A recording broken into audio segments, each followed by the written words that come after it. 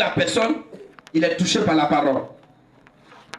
Je suis en train de prêcher d'une Carrefour devant un monsieur.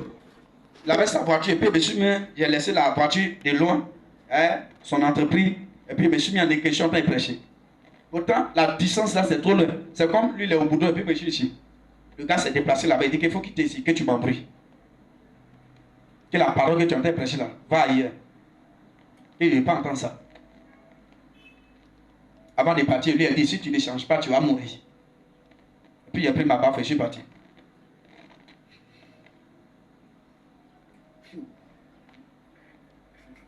Amen. Il a dit, si tu ne changes pas, tu vas mourir. Quand il a fini de prêcher, j'ai continué. Quand il m'a demandé. Après là, le monsieur a commencé à me chercher, mais où il va me voir? Il a commencé à me prêcher. Il a commencé à me chercher. Il demande aux gens, le monsieur qui a prêché, je vous vois. Il dit, ah, nous ne le connaissons pas, on ne sait pas où il est quitté. On ne sait pas où il est quitté. Et c'est des gens qui viennent, on dit qu'il y a un monsieur qui te cherche. Il dit quel monsieur? On dit c'est le monsieur qui a l'entreprise là. Il dit, monsieur, pourquoi? Il y a quoi? Quel lien entre lui et moi? Il dit, il est venu demander après toi, nous on dit, on ne sait pas où tu habites. Mais si vous connaissez, vous dites que vous ne le connaissez pas. Parce que je ne veux plus le recevoir encore. Amen. Amen. Gloire à Jésus. Je dis gloire à Jésus. Amen. La parole vient pour vous libérer. La parole vient pour changer votre vie. Pour oublier votre passé. Et pour vous emmener dans une autre nouvelle vie. Chacun a son passé, chacun a son histoire. Ce qui te fatigue, il faut dominer. Si tu n'as pas dominé, ça va te dominer. Il y a des caractères, des comportements, des sales comportements, des mauvais comportements qui étaient en moi. Quand j'ai vu ça là, moi-même j'ai commencé à me forcer à dominer ça. Parce que si je n'ai pas dominé, ça va moi-même me détruire d'abord. Pour ma mission, pour mon travail. Donc il y a des sales comportements, des comportements même qui ne sont pas bons, que moi-même je regrette dans mon corps. Je regrette en moi. Mais qui se forçaient aussi à me dominer. Donc si je remarque ça, je dis non, je ne vais pas laisser ça. À cause de la mission. Je pleure chaque jour. Mon cœur Seigneur au-dedans de moi. Si on voit ce genre de comportement, il dit non Seigneur, c'est impossible. Mais si c'est fort, comment? Paul a dit quoi dans Romains là-bas? Ce que je ne vais pas faire, c'est ce que je fais. Donc ce que je fuyais là, c'est ce qui me rattrapait. C'est ce qui m'arrivait. Ce que moi je dis, je ne peux pas faire là. Je suis en train de fuir là. C'est ce qui me rattrapait dans mon ministère, dans ma vie. Mais je continuais toujours à prier pour pouvoir dominer. Toi, on te dit, il faut changer, tu te fâches. Et puis tu vas être sauvé.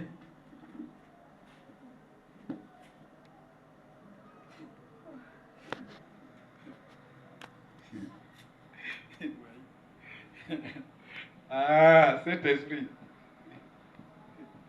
Voilà Jésus. La vie que mon père était dans la vie que j'emmenais là. Si toi-même tu vois ma vie là, tu ne peux pas me rapprocher de moi.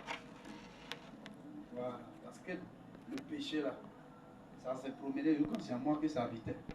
Le mal là. Si on dit péché là, je suis premier, je suis le numéro 1. Pas quelqu'un qui pêche que moi. Si on dit moi je suis en train de prêcher la repentance, changer là. C'est pas parce que moi je n'ai pas connu le péché. Donc tous ces comportements là, quand moi-même je fais des pressions, j'ai vu, je vois ma vie, je pleure, ça me fait mal. Je fais des pressions aux gens, je fais des prêcher la repentance, et puis regarde, ça me fait mal. Je dis non. Donc mon cœur saigne dedans. J'ai une douleur au-dedans de moi. C'est tellement plus fort que moi.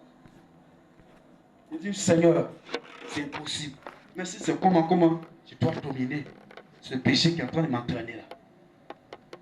Je dois surmonter ça. À cause de l'enfer. À cause de l'enfer. Toi, on te dit change, tu te fâches. Pourquoi il dit ça? Pour qu'il prêche comme ça. Toujours la repentance. Toujours la repentance. Il n'y a pas d'autre message là-bas si ce n'est pas la malédiction. Tu obéis, tu es béni. Tu n'as pas obéi, tu es maudit. C'est le message qui peut te transformer que toi tu entends. Amen. Gloire à Jésus. Parce que ce n'est pas dans toutes les communautés, dans toutes les églises qu'on entend ces prédications. Il n'y a pas une église qui prêche la sanctification, la repentance. Si ce n'est pas la prospérité, il faut envoyer l'argent. Tu vas aller en Europe. Il faut envoyer l'argent, tu vas enfanter. Il faut envoyer l'argent. Tu vas prendre un billet d'avion. Mais ceux qui envoient l'argent là-haut, qui vous a dit qu'ils ont un billet d'avion? Il ne faut pas changer, il ne faut pas te repentir, et puis tu vas avoir un billet d'avion. Si ce péché est là, tu vas contaminer. Billet d'avion, quand ça va venir, tu vas contaminer tous tes péchés, tu vas mettre tout le monde dedans. Amen. Peuple de Dieu, alléluia. Amen. Gloire à Jésus. Amen. La parole de Dieu, c'est pour votre bien. Ça vient pour vous aider à changer le comportement. Avant, tu étais pécheur. Aujourd'hui, le Seigneur t'a appris. Il savait qui tu étais avant qu'il t'appelle. Voilà. Donc, ça fait que si des choses m'arrivent, je pleure devant le Seigneur. Il dit, Seigneur, c'est toi qui m'as appelé. C'est toi qui m'as choisi. C'est pas moi qui t'ai choisi. C'est pas moi qui t'ai appelé. Moi, je t'ai pas appelé, c'est toi qui m'as appelé. Et c'est ce qu'il lui dit, la vérité. Il ne voulait pas faire son travail, c'est lui qui m'a obligé à le faire. Donc si les erreurs arrivent, je pleure. Excuse-moi. On dit l'amour supporte tout, l'amour excuse tout. Donc quand tu m'aimes, il faut supporter tout, il faut pardonner tout. Ça rend bien. Alléluia. Donc si vous voulez être sauvé là, revoyez votre vie. Changez de vie. La crainte de Dieu doit être la première chose de votre nourriture. La crainte de Dieu d'abord. Parce que tu ne sais pas quand tu vas mourir. C'est le problème qui est là. C'est pour ça que je lutte. C'est la seule solution qui est là. Tu ne sais pas quand tu vas mourir. Tu peux rester dans le péché, puis tout à l'heure, il va t'appeler, il va te prendre. Si tu meurs là, tu vas où? C'est le problème qui est là. Voilà. Parce que si moi j'avais le jour que je vais parler là. Ah!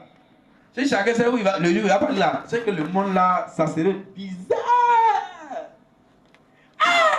Tu vas aller te nier! Là, tu sais que dans le mois prochain, tu vas parler là. Ah! T'es libre! Là, si le temps arrive, tu dis, Seigneur, pardonne-moi, pas tous mes péchés. Seigneur, ça s'est passé. Amen. Gloire à Jésus. Mais il va te surprendre comme un voleur. Donc tu ne sais pas. Où tu es assis, si c'est tout de suite, tu vas partir. Ou bien que tu vas aller à la maison, il va prendre ton souffle. Donc c'est pour cela où tu entends la parole, change. Là, si tu as peur tout à l'heure, tu t'en vas à lui. Tu es sauvé. Il n'y a pas de jugement pour toi. Amen. Là, si toi, il te surprend, toi, de ton côté, tu n'es pas surpris. Il ne t'a pas surpris. Parce que tu t'es déjà préparé avant son retour. Tu es déjà prêt. Ça va bien? Il dit, ça va bien. Amen. On se tient debout si tu es content. Aïe, Guinness!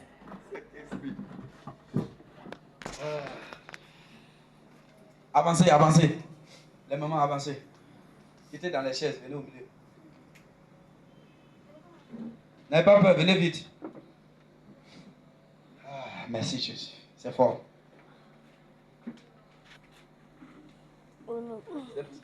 C'est pour cela, 1 Jean 1 verset 9 dit que celui qui confesse, il sera pardonné. Et tous les péchés seront effacés. Donc c'est de reconnaître et confesser, c'est tout.